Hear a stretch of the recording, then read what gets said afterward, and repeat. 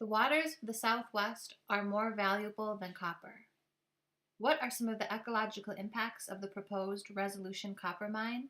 Through maps and pictures, we will explore how this mega infrastructure could alter landscapes and even erase North American wildlife from the state of Arizona. The location of the proposed Resolution copper mine is especially vulnerable to environmental damage as it is located near the headwaters of the Gila River watershed, a precious freshwater system.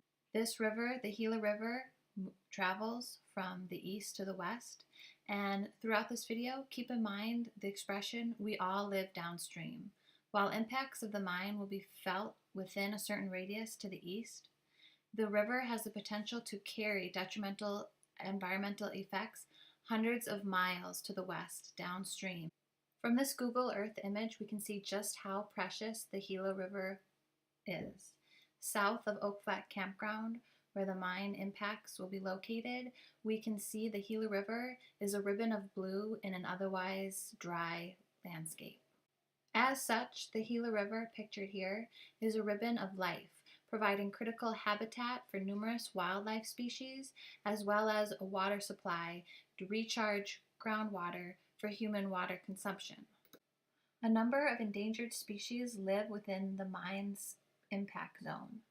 The Yuma clapper rail in the upper left is associated only with riparian habitat, which is the forested area that runs along streams. And here we can see it is limited to the Gila River watershed and the lower Colorado River. Half of this habitat could be destroyed in the case of a catastrophic event at Resolution Copper. Or more chronic water pollution from acid mine drainage or other forms of discharge could negatively affect this animal. The Gila chub is found in a very limited number of areas in Arizona and New Mexico. And here we can see the small patch to the east of Phoenix is in the immediate vicinity of the mine and would almost certainly be lost completely. The lesser long-nosed bat has habitat extending into the mine area. The ocelot, which is found in North America in only southern Arizona and Texas, has habitat running along the San Pedro River in the Gila River watershed. While biological reports carried out by Resolution Copper Contract states that none of these animals have been found at the mine site, we recognize that as endangered species, they do not fill their entire habitat range, but need federal protections in order for their recovery to be successful. One species of federally protected wildlife that Resolution Copper cannot deny is present on mine sites is the Arizona hedgehog cactus, which lives almost exclusively in mine impact areas and would become extinct under mine operations. Wildlife, of course, are not the only species to be negatively impacted by adverse environmental impacts. The mine is predicted to use 20,000 acre-feet of water a year, which is if an acre of land was covered in 1 foot, 20,000 times per year for 40 years. This is a picture of Phoenix, Arizona, a growing city in an incredibly water-scarce landscape. About 40% of the municipal area of Phoenix's water supply comes from groundwater, surface waters, and natural aquifers that could very easily be polluted by Resolution Copper. What are some of the ways pollution will be generated by Resolution Copper? First is a bit surprising. The current mine area was historically another mine and still retains some of the polluted water. So the very first step is they need to extract this water, get it out of the mine area.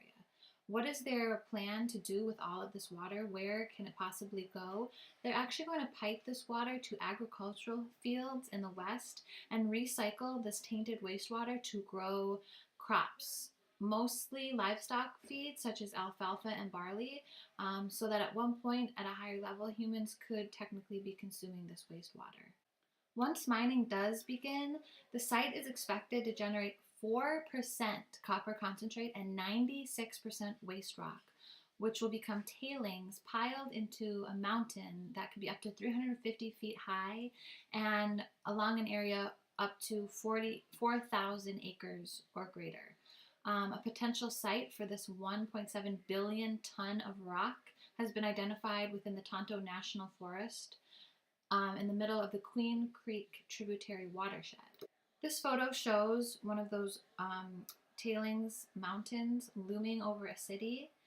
This can have numerous impacts on one, air quality, as high wind events can carry toxic compounds up into aerosols. And secondly, rain events can run off toxic waste rock into our rivers and streams. The Queen Creek watershed becomes an interesting part of this story because not only could our tailings pile be located in this watershed, but Resolution Copper has actually applied for a direct discharge permit to pump wastewater directly into the Queens Creek watershed. This can include partially treated wastewater directly from the mine, but also any storm water runoff. So if it rains, anything carried from the mine can be funneled directly into Queen Creek watershed. Where the orange arrows are located, we can see the Queen Creek eventually joining up to the Gila River.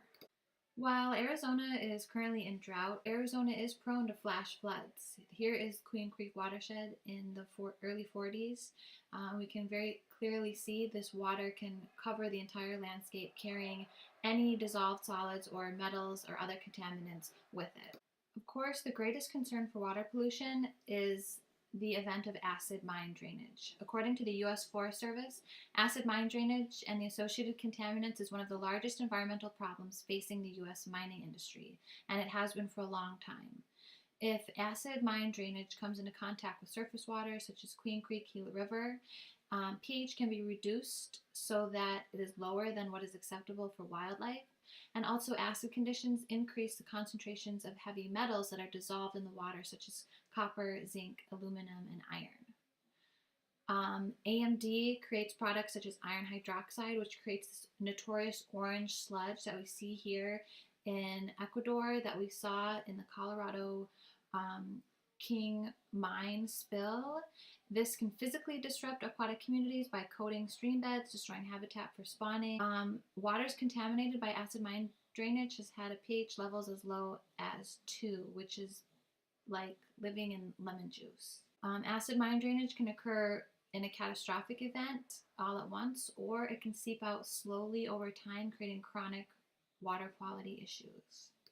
Here we see pipes at a wastewater treatment plant attempting to clean up some of this mine wastewater are severely corroded due to acid conditions. And if you think of the water in Flint, Michigan, Flint River watershed used to be a coal mining district, and it's likely acid mine drainage that has been causing rusty pipes.